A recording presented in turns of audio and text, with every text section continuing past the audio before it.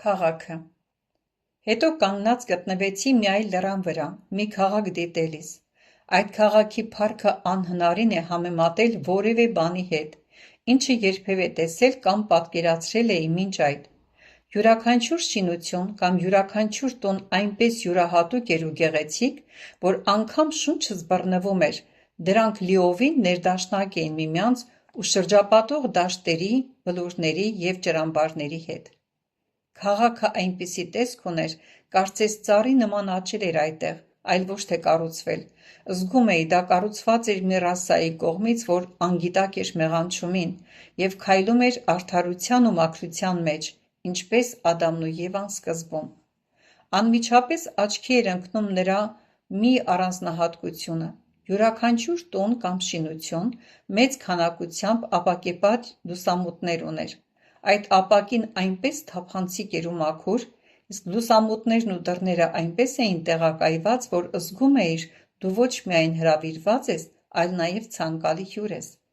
Այնպես էր, կարծես ոչինչ չէր թաքցվում և չկար կողոպուտի ոչ մի վտանգ։ Նայեցի այդ քաղաքի մարդկանց, նրանք ծանոթ էին թվում, բայց միաժամանակ գիտեի, որ նրանց երբեք չեմ հանդիպել։ Նրանք այնպիսին էին, ինչպես միշտ պատկերացրել եմ Ադամին նախքան անկումը։ Յուրաքանչյուրի աչքերը այնպես էին փայլում, որ կարծես ամեն բան հասկանում էին։ Յուրաքանչյուրի բանական արտահայտչականությունը ավելի զորեղ էր, քան երբևէ իմ իմացած մարդկանցից ամենաականավորի դեմքը։ Գիտեի, որ դա արդյունք էր կարգ ու կանոնի և խաղաղության, որ լիովին ազատ էին խառնափնթորությունից ու կասկածից, իսկ գուցեև խառնիփնթոր կասկածից։ Այստեղ չկար ոչ մի պատվախնդրություն, որովհետև յուրաքանչյուրը վստահ էր և շատ ուրախություն ուներ այն բանից, թե ով է ինքը և ինչ է անում։ Քանի որ ամեն մեկը այստեղ ազատ էր, նրանք նաև կատարելապես բացահայտ էին, աղքատության ու հիվանդությունների համար տեղ չկար։ Նայեցի այդ քաղաքի փողոցներին։ Այստեղ շատ պողոտաներ կային կենտրոնում և ամբողջ քաղաքով մեկ։ Դրանք բոլորը զուգահեռ էին միմյանց։ Նրանց հարում էին ավելի փոքր չափերի շատ փողոցներ։ Նայելով ամենամեծ պողոտաներից մեկին, ես գիտություն ստացա ճշմարիտ սրբության մասին։ Ես նայեցի մի այլ պողոտայի և ճանաչեցի ճշմարտությունը բժշկության մասին։ Նայելով երրորդ պողոտային, սկսեցի հասկանալ ճշմարտությունը դատաստանի մասին։ Նայելով ամեն մի փողոցի, ես տարբեր ճշմարտություններ էի հասկանում։ Այդ ժամանակ հասկացա, որ ամեն մի պողոտան ճանապարհ էր դեպի որևէ ճշմարտություն։ Մարդիկ քայլում և ապրում էին յուրաքանչյուր փողոցում, որը արտացոլում էր պողոտայի ճշմարտությունը։ Իմ ուշադրությունը գրավեցին պողոտաներին հարող բազմաթիվ փողոցները։ Դրանցից ամեն մեկը դիտելով ես զգում էի, որ ընդունում եմ հոգու պտուղներ,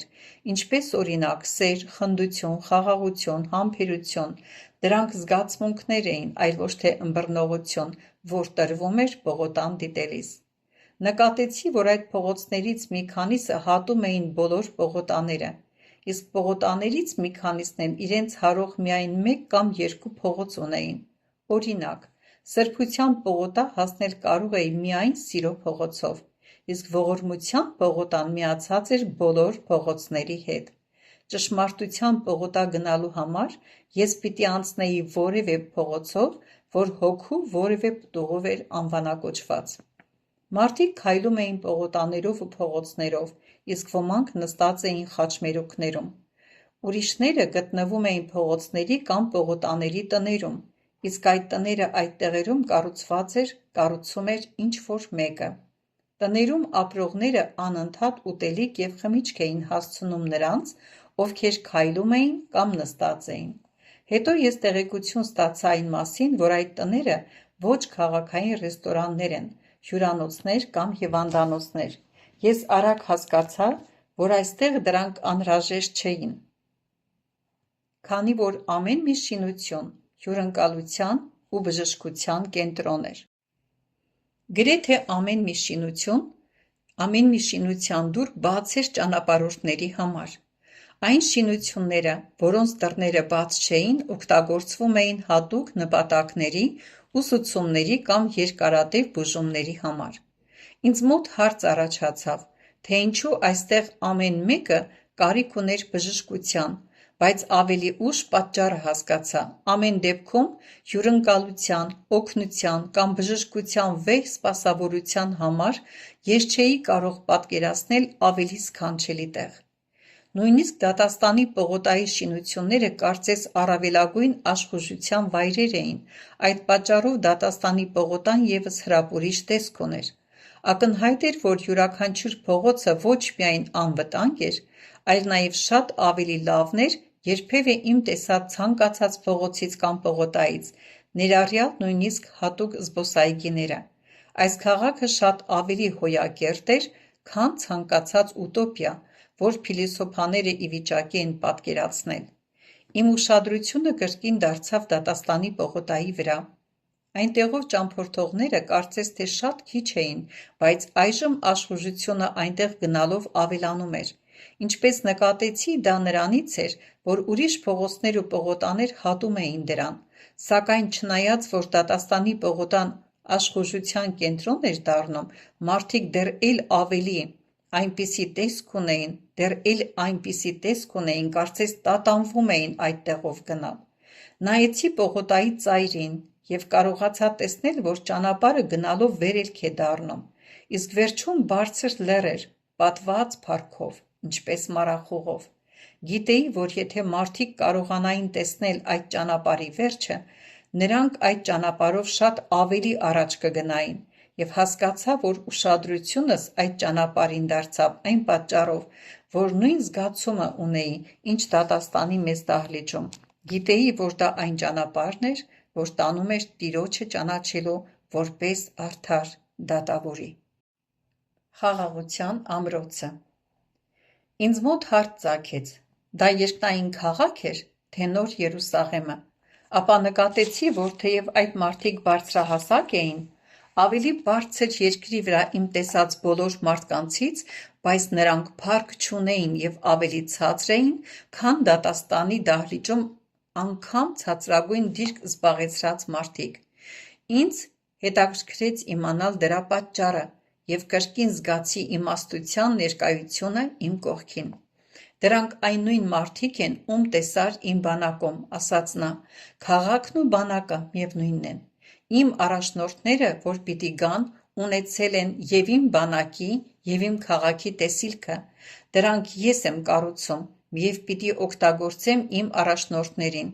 Նրանց հիմա նախապատրաստում եմ ավարտելու այն գործը, որ սկսել եմ շատ սերունդներ առաջ։ Իմ գեներալները կդառնան քաղաքի կառուցման ճարտարագետներ, իսկ շինարարներս կդառնան գեներալներ։ Նրանք միաժամանակ և մեկն են, և մյուսը։